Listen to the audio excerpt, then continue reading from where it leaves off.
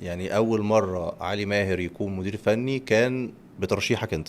الحمد لله. كان اوكي. ساعتها الكابتن علي ماهر مدير فني، قبليها مدير فني فرقه 93 في النادي الاهلي. كان في مرحله الناشئين في النادي الاهلي. بالظبط، وانا كنت في نجوم المستقبل، فانا اوكي. شفته. شفت ايه بالظبط؟ شفت طريقه كاتشانته، شفت شخصيته، شفت الفرقه عندها هويه وهي بتلعب.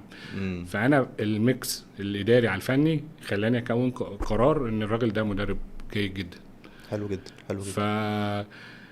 ساعتها الكابتن علي كان مع جاريدو مدرب تاني او تالت، وبعد كده هم مشوا، ما كانش مرتبط بحاجه.